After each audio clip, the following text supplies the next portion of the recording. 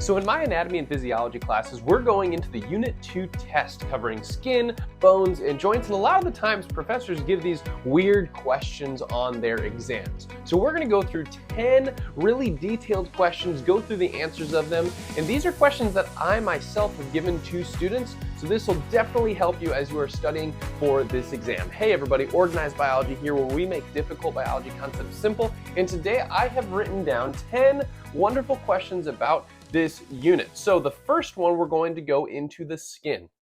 Describe the role of keratinocytes and melanocytes in protecting the body from UV radiation. So we've got two words here that are big and long. So let's point those out. We've got keratinocytes and we also have melanocytes, okay?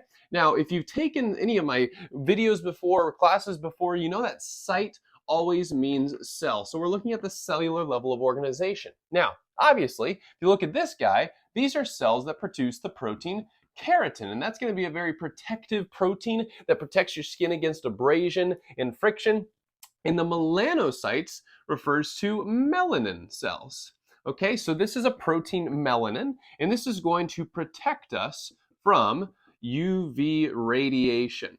UV radiation. The way we do that is because this protein almost acts as like a sunscreen of sorts, where it will prevent the UV radiation from getting into deeper levels of our body. So how do we, with both of these cells, protect from UV radiation? Well, let's see what that looks like on the basal layer of your epidermis. So with your skin, always remember you got three layers. You got an outermost layer, you've got a middle layer, and then you're going to have, if some teachers teach it as the subcutaneous layer or the hypodermis, a lot of the people that I know don't teach this as a part of the skin. So these two layers of skin you've probably heard of. This is the dermis, and on the top, makes sense, we have the epidermis, okay?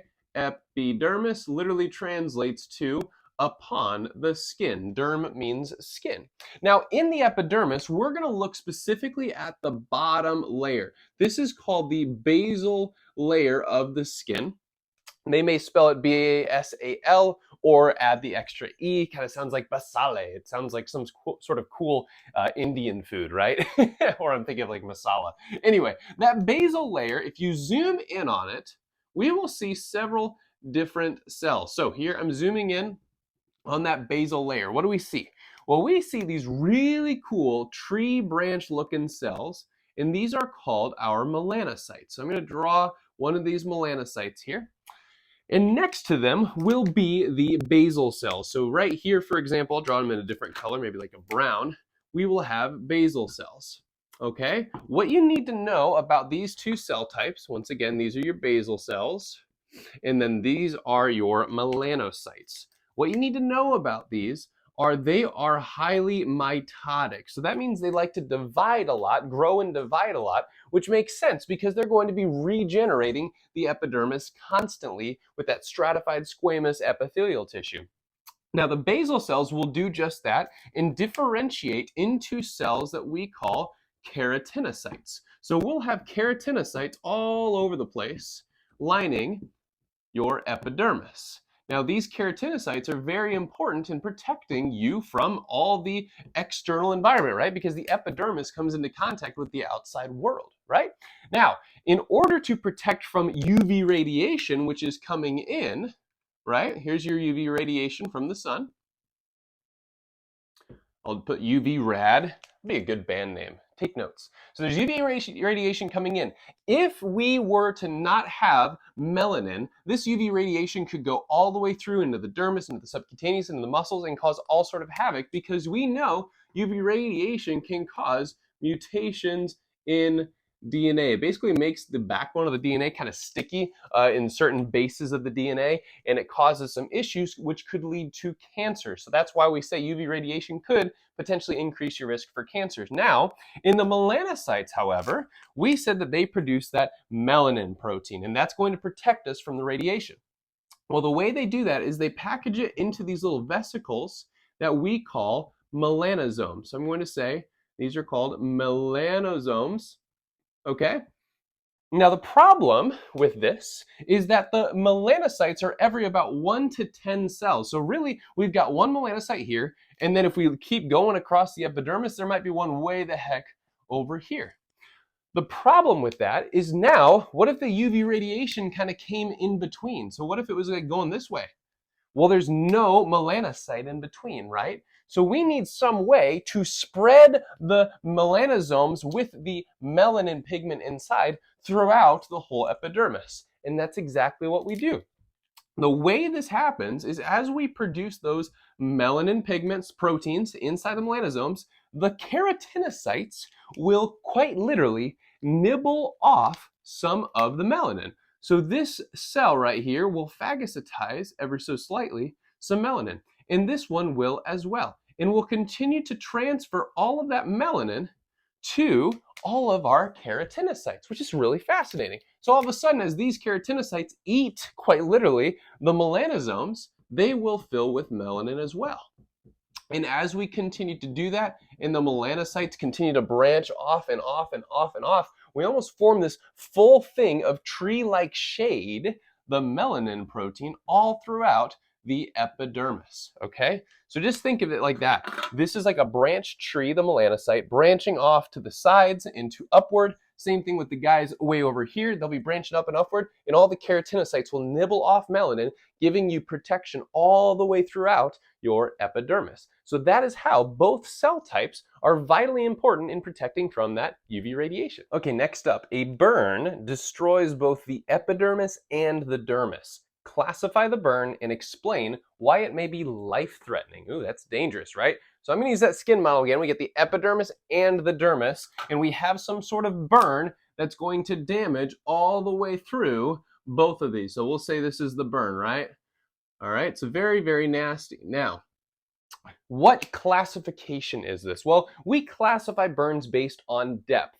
So if this would have been a first-degree burn, which it's not, it would have only burnt through the epidermis. So we consider that the first-degree burn. However, if we go deeper into the dermis, we call it a second-degree burn. And if we get down into the hypodermis, we'll call it a third-degree burn. If it gets into the muscle tissue, the bones, that's going to be a fourth-degree burn. So obviously, in this case, we went through the dermis, so we're going to have this be a second-degree burn.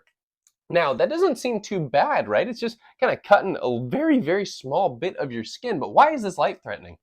Well, we know in the dermis, this is a tissue type called dense irregular connective tissue. Dense irregular connective tissue. Now, with that, we know that there's a lot of different cell types in here. There's going to be like sweat glands in here, so the cuboidal cells. There's going to be fibroblasts all over the place. So these cells require a pretty darn good blood supply. So in the dermis, we've got a very good blood supply, basically feeding all of the cells inside of the skin as well as the basal cells of the epidermis, okay? Now the problem with that burn is that now we have exposed the bloodstream to the outside environment. We don't like that. We don't like our blood to be in contact with the outside environment. Now, why could this be life-threatening? Well, one is we could have a massive risk for dehydration, especially if it is a widespread burn. That's because the more blood and intracellular fluid you're exposing to the outside environment, the more that water will evaporate and you'll lose fluid out of your body really quickly, because we know one of the functions of the skin is insulation. And one of the main ways we have insulation in our bodies through our skin is because of that epidermal layer. If we didn't have that, all of our fluid would just evaporate out. Now, the second main concern is going to be infection, obviously. If you ever have a burn patient, one of the first things you're going to get as a burn patient is going to be a wide spectrum of antibiotics. Antibiotics fight bacteria because on your skin, man, there are millions of little microbes that are just sitting on the epidermis, and they could hop a joyride into your bloodstream. If they get into your bloodstream, that could cause a widespread infection called sepsis, where you basically have an infection that's spreading throughout many parts of your body. Or you could just get a localized infection in that area and it could build up, cause a lot of just damage, inflammation, and potentially necrosis, death to that tissue. You could have lymphatic issues, all sorts of things could occur if that burn damages into the dermis. So that is why it's life-threatening, specifically for dehydration and infection, as well as other complications. Ooh, this is a fun one. So a patient presents with yellowish skin. Which organ system might be malfunctioning, and why would this change our skin color? Okay, so first off, we know that I just talked about the epidermis and dermis. Now, if we look at the epidermis, it's very, very thin. Okay, so here's your epidermis, very, very thin. And then the dermal layer is the thickest layer of the skin, and obviously it has that blood supply. So I'm going to write epidermis, and then we've got that blood supply. Now we know the blood supply is relatively close to the surface of the skin. So we know blood components as well as the diameter of the blood vessels can influence our skin color. As an example, when you are exercising, what happens is your blood vessels in your skin, if you're getting too warm, will actually vasodilate. They'll open up, and that vasodilation will lead to looking red, right? Because the blood is closer to the surface of the skin. But let's say you're going for a walk outside in like the frigid tundra of Russia, and what will happen is your blood vessels will actually vasoconstrict, trying to keep your blood a little closer to the inside environment of your body, which is warmer. That vasoconstriction will make you appear pale. Okay, so both the blood components and the actual size of the blood vessels can influence your skin color. Now, yellowish skin. Now, I only have the color orange, so we're going to use orange, but why would our skin appear yellow? Well, it's because there's going to be a pigment in your bloodstream that will actually be a yellow pigment. We call this bilirubin. Bilirubin is the cause of yellowish skin. Now, bilirubin shouldn't really be in your blood in high amounts. Why is that? Well, we know you have an organ, so here's the organ system part, called the liver. And one of the goals of the liver is to recycle and like basically take out bad stuff and put it into the intestines and then keep some good stuff in the body. Now, what do I mean by that? Well, let's start from square one. We have cells in our body called red blood cells. We have so many of these. In fact, we create and destroy about 6 million every second. That's crazy. Why is that? Because red blood cells get broken down really easily. They're like a Chevy car. Sorry to all of you who drive Chevys. But over like the period of 60 to 90 days that they're alive, they might just get banged up a little bit. Now, when we do that, we need to break down this red blood cell, and we do that with a macrophage. So a macrophage is basically a big white blood cell. So imagine this big white blood cell coming in, and it's going to eat this thing, right? Now we eat that red blood cell, and we will actually break it up into several different components. One of the byproducts of this whole process is something called bilirubin. So I'm going to draw this like this. And this is that bilirubin, okay? So we're basically converting the components of the red blood cell. If you really want to know about it, you can watch my video on red blood cell recycling.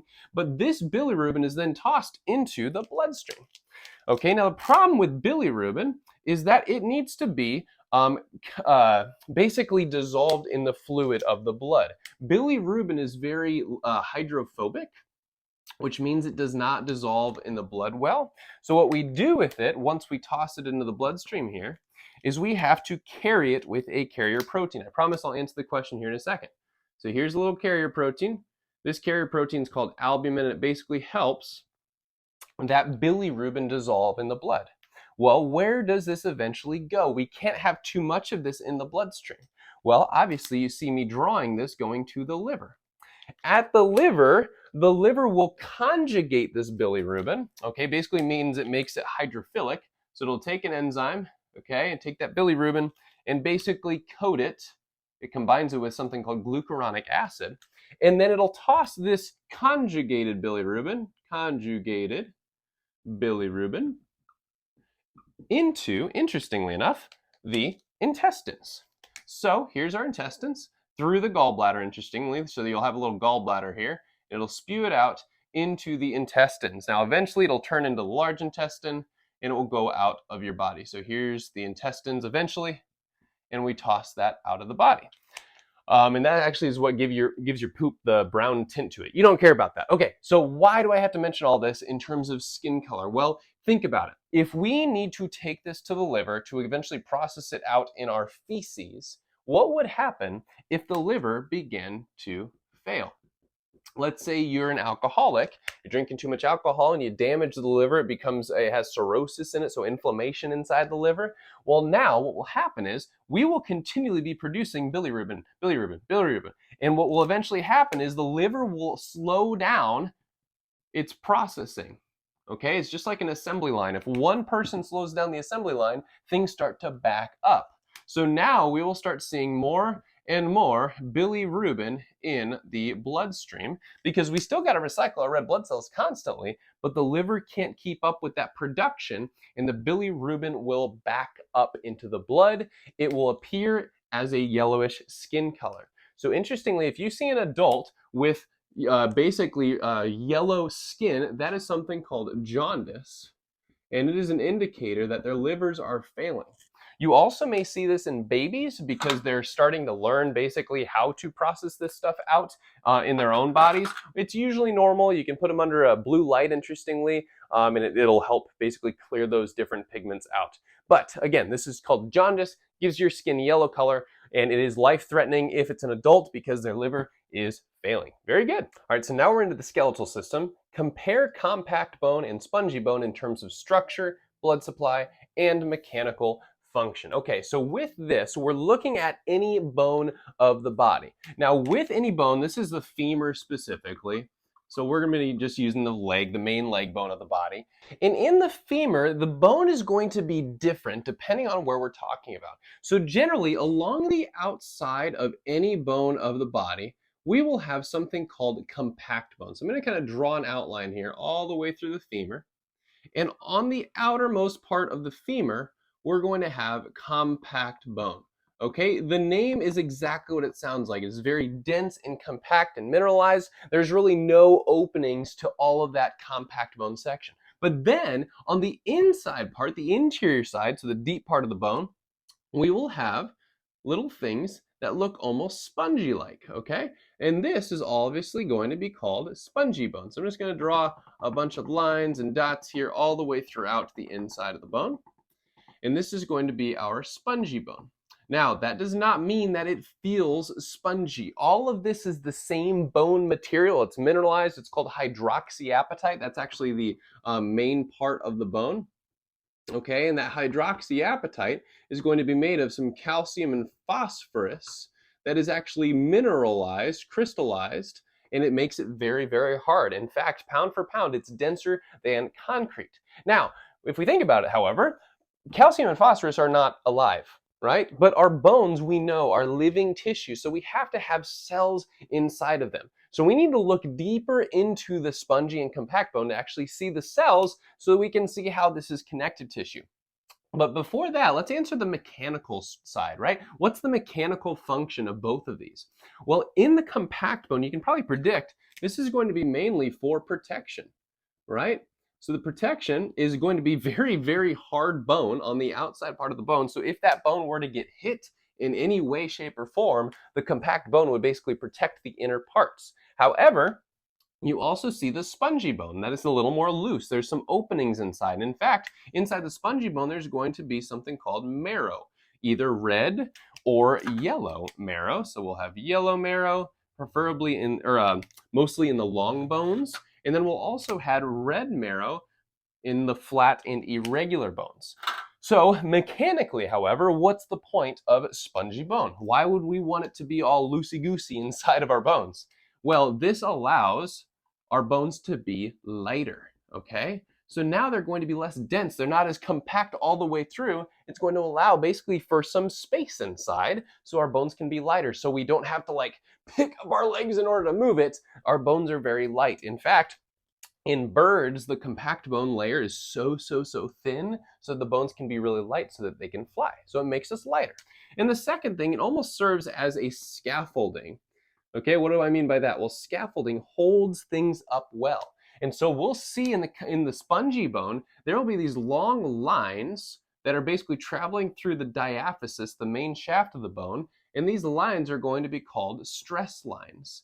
So all of your bones will organize their, stress lines. All of your bones, never speak and write at the same time, it's difficult. All of your bones will have these stress lines associated with them. So that basically means the force will be redirected down the shaft of the bone. And the spongy bone will basically organize itself based on where that stress is coming from. That's called Wolff's Law. Okay, now moving on, that was the mechanical, but what about like the blood supply and what about the cells, all this stuff that's inside of it? Well, let's separate these out. We're gonna draw basically a cross section of spongy bone, and we're going to do a cross section of compact bone. So we'll do spongy bone here, and we're going to do compact bone here. Again, let's remember that bone tissue is connective tissue. And with any connective tissue, we're going to have cells, and then we're going to have matrix essentially. So gels and fibers is how I usually remember it. But in this case, our gels and fibers are going to form our hydroxyapatite, and we'll also have collagen fibers inside of them that we won't necessarily see. But think of collagen as like the steel rods of the bone matrix itself, keeps it upright and strong. Hydroxyapatite is much more like that concrete, really hard and dense, so it protects us. Now let's zoom in on spongy and compact bone. Let's do compact bone first. In compact bone, you're going to see a very big dark circle in the center. And you're going to have these concentric circles around it. So we're going to basically have all these concentric circles around that central area. It almost looks like a tree ring. And inside the compact bone, you're going to see some cells dotted throughout, maybe like here, here, and so forth. So I'll draw a few around. Okay, so what did we do here? How did I get this picture? Well, it's basically like we're zooming in on part of that compact bone. So that's what we're looking at here. So you can see in the center, we aptly name this the central canal. Central canal. And I'm drawing it in red because there's going to be a very good blood supply running through this, okay? Now this part that actually runs through the entire length of the bone is called the Haversian canals, and it will also have basically sideways perpendicular blood vessels that are going to be called Volkmann's canals. So horizontal will be these Volkmann's canals. I think I'm spelling this right. Canals. And then if we're running up and down, we're going to have these things called Haversian canals. And that's going to be basically our central canal that we're looking at here. Okay, so we got the blood supply, but we also see that we have these concentric rings. We call each layer of the compact bone, remember this is really dense tissue. Like if I were to feel this, it's really hard and strong because it's made of hydroxyapatite and collagen. Each ring is going to be called a concentric, because we're making basically concentric circles on itself, lamella. I almost think of lamella as layer, so concentric layering of the compact bone. Now here's the problem that I want to present. If we have the blood supply here, and we have cells way out here, these are called osteocytes, okay? How do the osteocytes get nourished if there's basically concrete in between the cell and the central canal? Well, we know that there will actually be these very, very thin, I'm going to call them canals, and they're called canaliculi. So there's going to be these canals that are running almost like spokes on a wheel all the way throughout this compact bone. So again, these little tiny canals are literally called canaliculi. Canaliculi. There might be an extra N there or something, I'm not sure. So canaliculi, or in a single canaliculus, you may hear both of them, that's going to deliver the blood to all of these cells, okay? So that's how we get it, from basically the central canal out through the canaliculi, feeding these osteocytes. Now the osteocytes literally translates to bone cell, and these are going to be our maintainers. They're basically maintaining the matrix of the bone tissue, and there's not a whole lot to do. They're just going to keep things pretty well and constant. All right. Now, this whole unit of compact bone we call an osteon. Okay. Osteon. So great blood supply in the middle, got some osteocytes. It doesn't change much, but it's protecting us from basically external damage. Then we look at the spongy bone, which is very, very different. In spongy bone, we are going to have the unit called a trabecula. Trabecula or trabeculae. And it's as if we are zooming in just on one little section. So this is really hard to kind of draw just with a marker, but it's as if we are zooming in on the particular spongy bone matrix that is kind of forming these little scaffolds, right? And we're looking inside of it, okay? It's like we're looking at a scaffolding beam that is a cross section. Kind of weird to think about, okay? So let's look at it. Well, what do we have? Well, we've got some cells on the inside. We will also have those lamella, okay? So very similar. But in this case, we're going to have these big cells on the outside that look kind of like this. We're also going to have lining cells around the outside like this, all the way throughout. I'm not going to draw all the way through, but there's going to be a lot of cells on the outside, and we'll also have some cells here in the middle of that rod as well. Now, you may notice a very big difference. Number one is we don't have that big central canal. However, we do have canaliculi, so there will be these lines running through like spokes of a tire. But the question is, where is the blood coming from in this case? Well, in this case, the blood supply is actually coming from outside in. Why? Because all this space outside of the trabecula itself is going to be basically marrow. We call this marrow because there's some gelatinous fluid, there's some blood all the way throughout wrapped around the scaffolding rods, okay? So it's as if around this rod, there's a bunch of blood supply just running right next to it, and this is all in different marrow, okay? So that's how we get the blood to the cells, but we have three different types of cells here. We have, on the inside, we have those osteocytes again. So these are all osteocytes, the maintainers. But we also have two other cell types. These big ones are called osteoclasts. They actually kind of look like the little Pac-Man ghosts. If you've ever played Pac-Man, they kind of look like the ghosts. Now, clast means to break apart. So these are cells that are actually going to dissolve bone. If we ever need to basically remodel the bone, it'll kind of dissolve it, break it down, and actually release some of the calcium into the bloodstream. Whereas on the flip side, we also have our osteoblasts.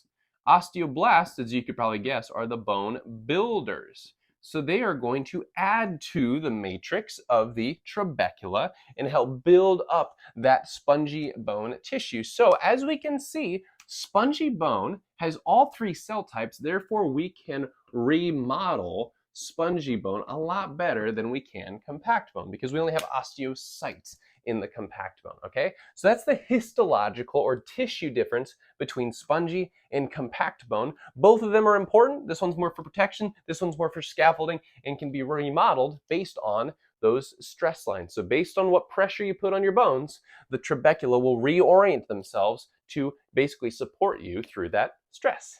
Okay, next up, a child has a fracture across the epiphyseal plate or the growth plate. Why is this more concerning than the same fracture in the diaphysis? Okay, so we need a little more bone anatomy here. When we look at any bone, I'm just going to draw it as a rectangle to make it easier. The main shaft of the bone right here is going to be called the diaphysis, okay?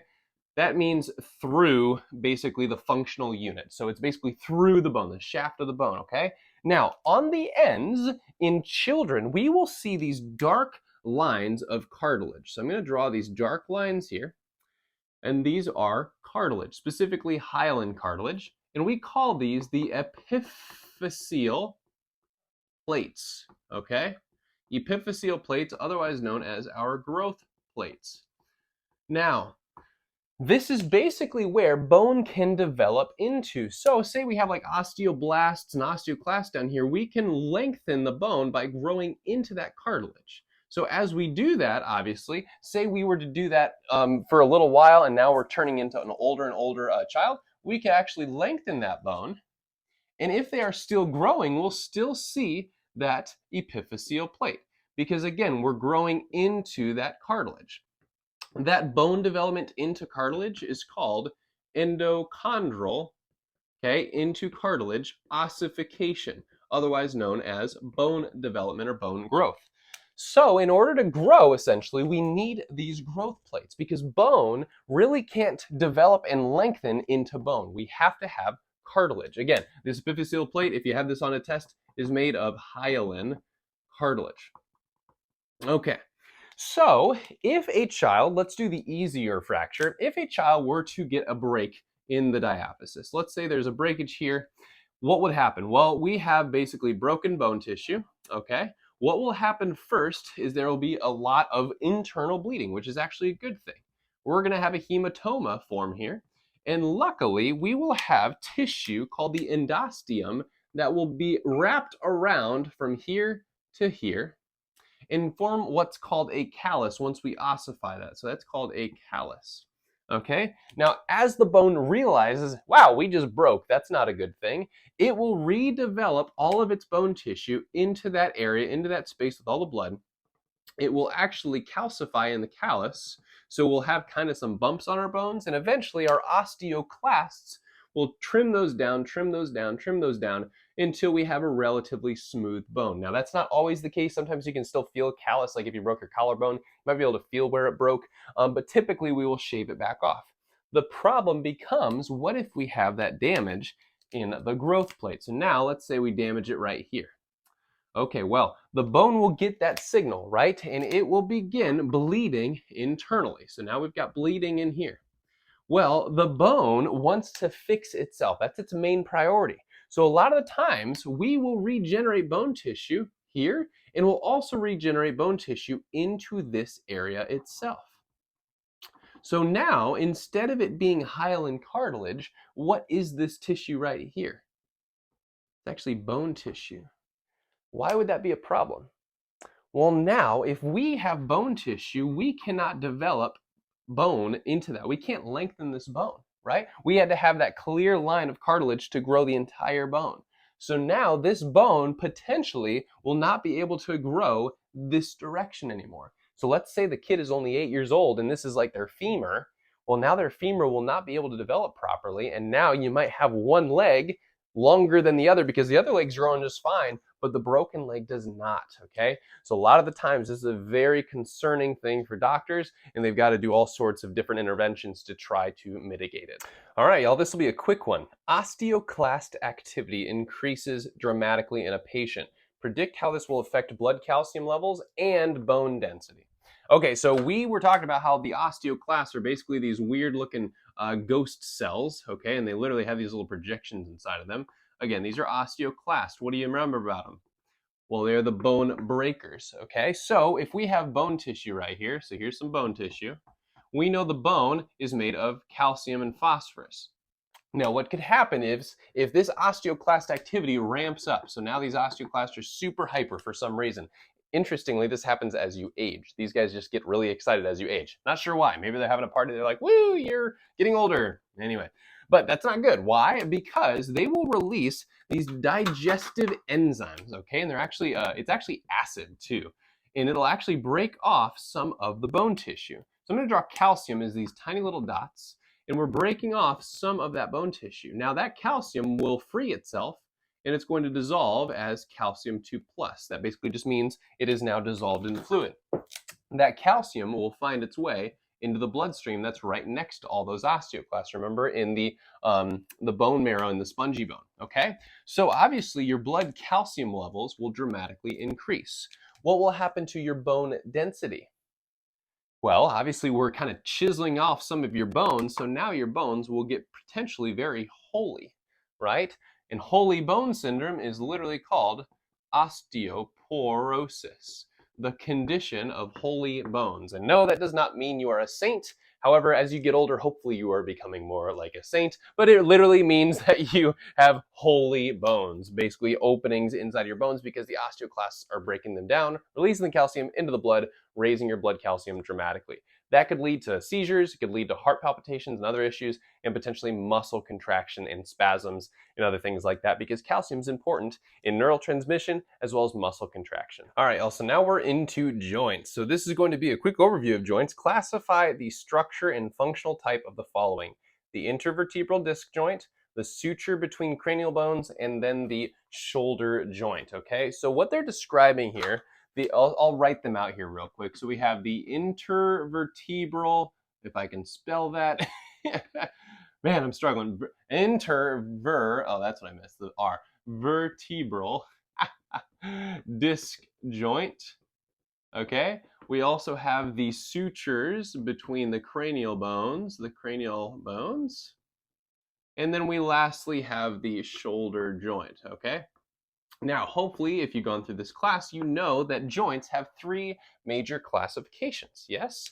We're going to have the cartilaginous joints, we're going to have the fibrous joints, and then we're going to have the synovial joints. So let me write those down real quick in case you don't know them. They're going to be the cartilaginous joint. We'll also have the fibrous joints. And then we're also going to have the synovial joints. Now, if your teacher is good, chances are they've spent more time on these guys than these guys. Why? These are highly movable and they're the most common in your body. These are less common. But let's just step back. What the heck is a joint? It's just basically a space between two bones. Okay, so where two bones come together, what's in between the space? Well, you could probably guess. In the space between fibrous joints, so when we have two bones coming together forming a fibrous joint, the only thing we're going to find is going to be ligaments. Ligaments are those dense, regular connective tissue really connecting things very well. So in a suture, as an example, let's say we have a bone here, and then we'll have a bone right next to it, okay? So these are especially your cranial bones, like maybe your frontal bone connected to the parietal bone. We will have sutures connecting them. This is going to be a sutural joint. Why do we call it a sutural joint?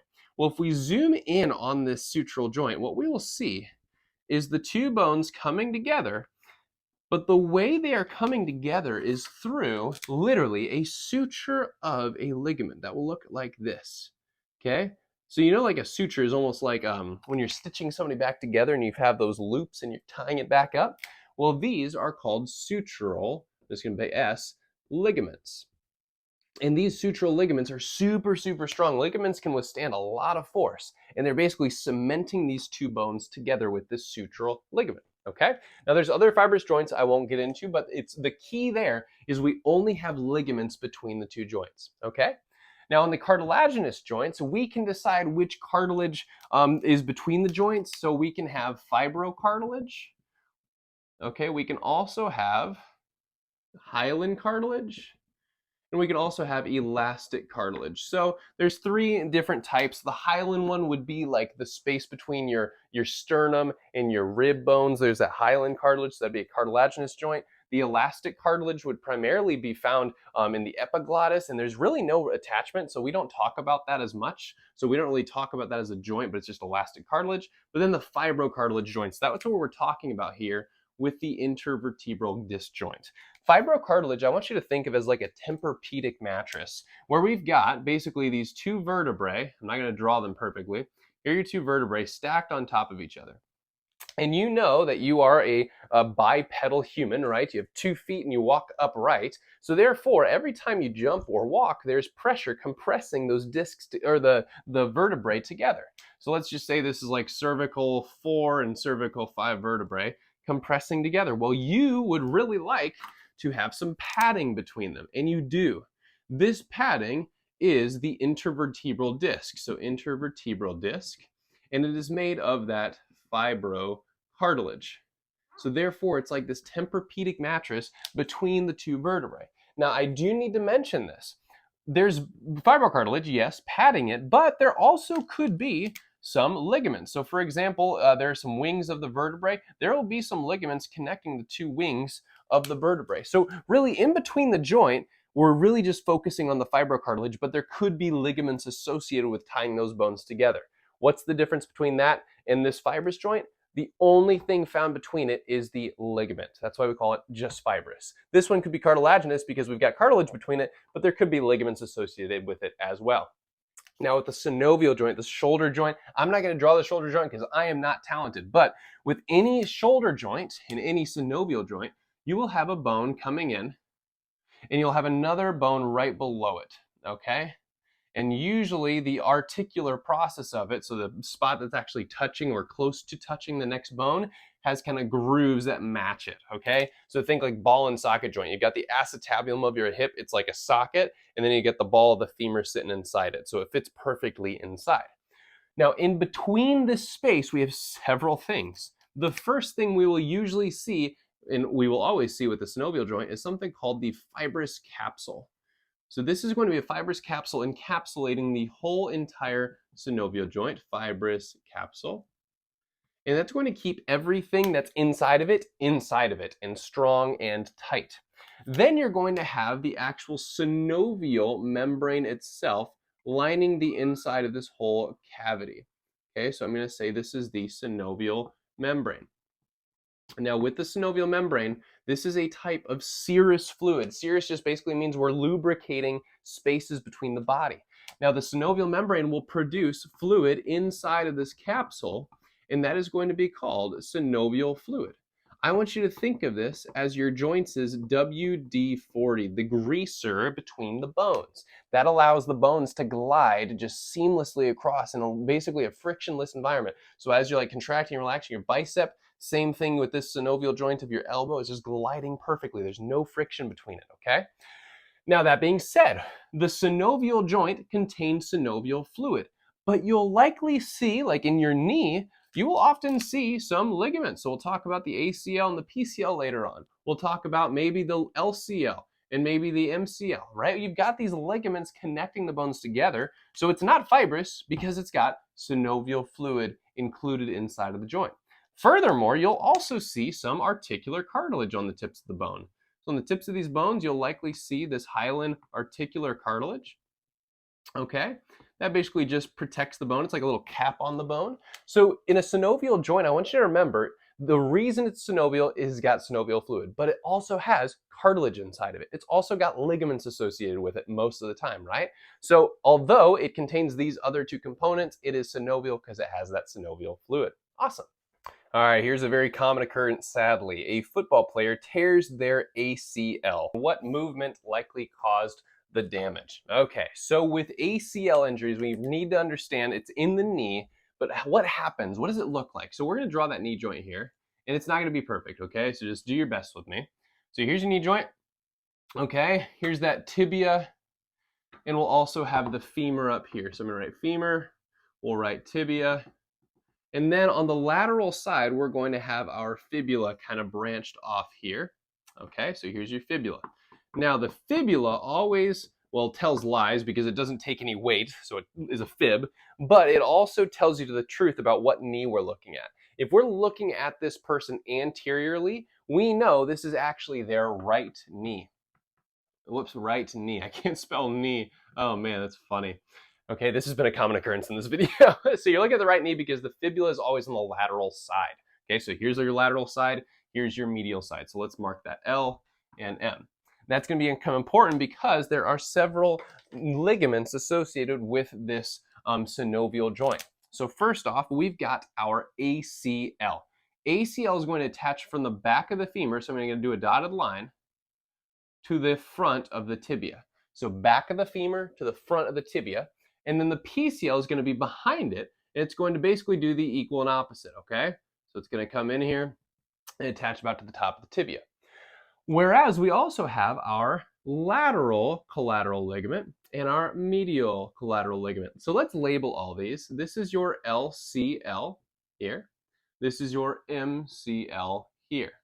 What does that stand for? Lateral collateral, meaning around the outside ligament. This is going to be our medial collateral ligament because it's on the medial side on the outside.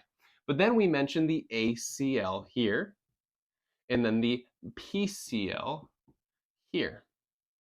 Okay, why those names? Well, anterior and posterior, so this one's in front, that one's in back. That C stands for cruciate, okay? Cruciate means cross.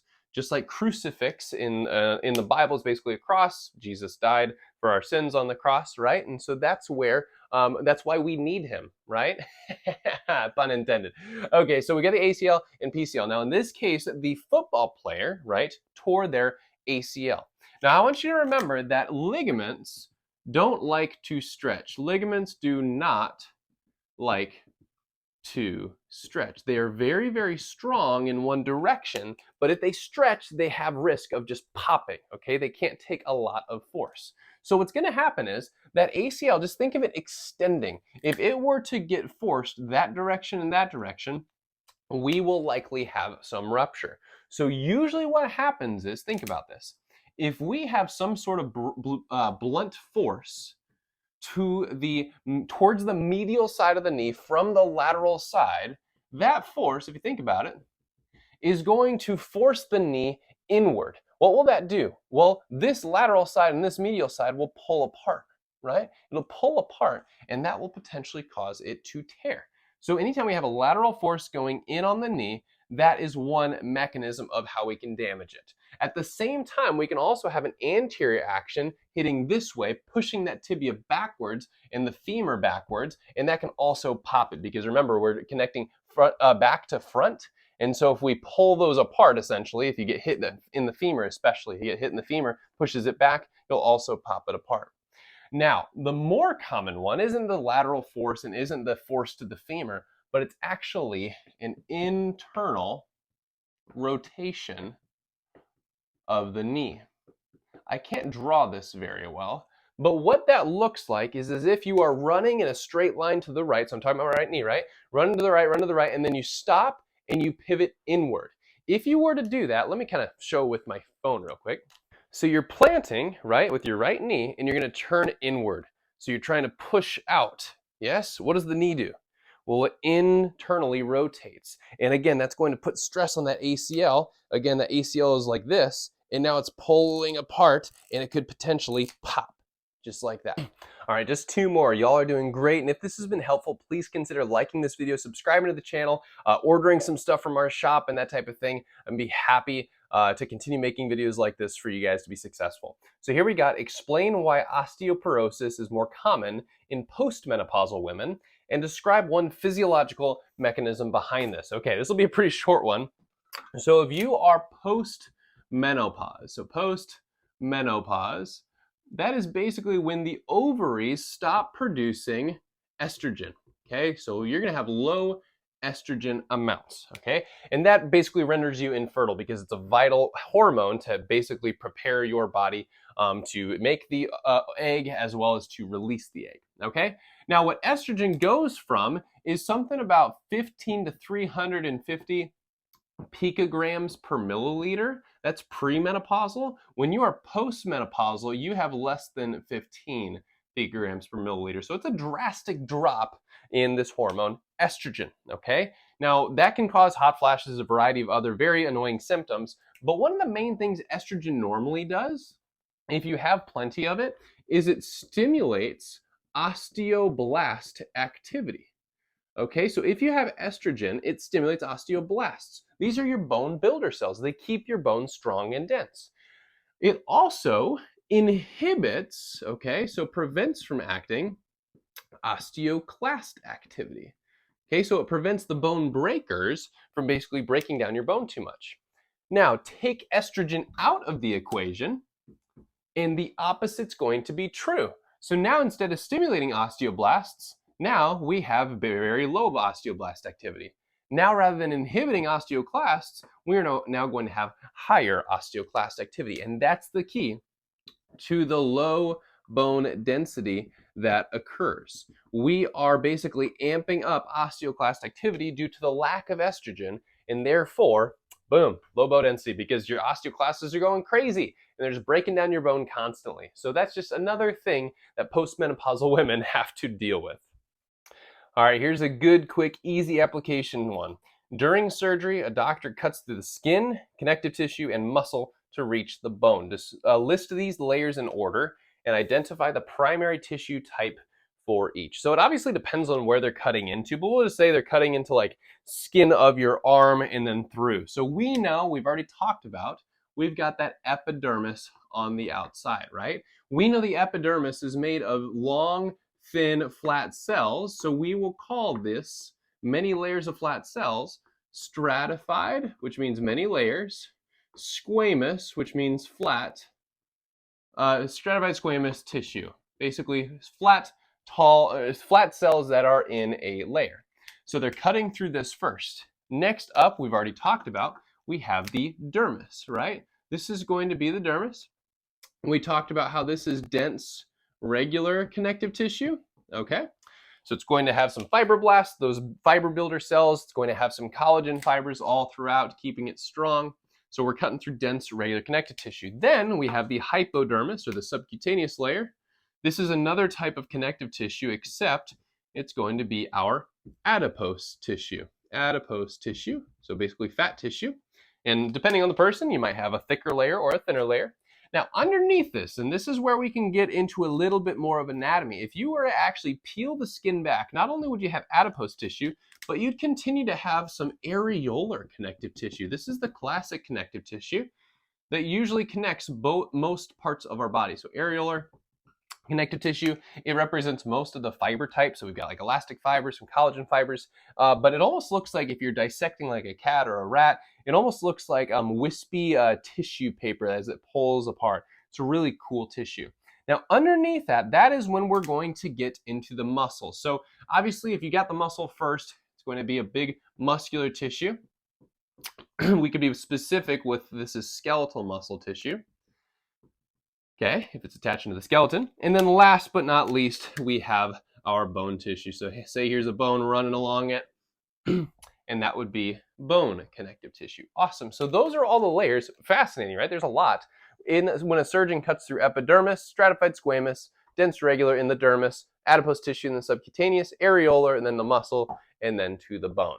So usually surgeons try to avoid hitting too many muscles if they're just fixing the bone because they don't want to cause a lot of scar tissue and damage. Hey, this has been Organized Biology. If this has been helpful for you, again, like the video, subscribe to the channel, watch these other videos that are related to these topics. You can also watch my previous unit exam video here.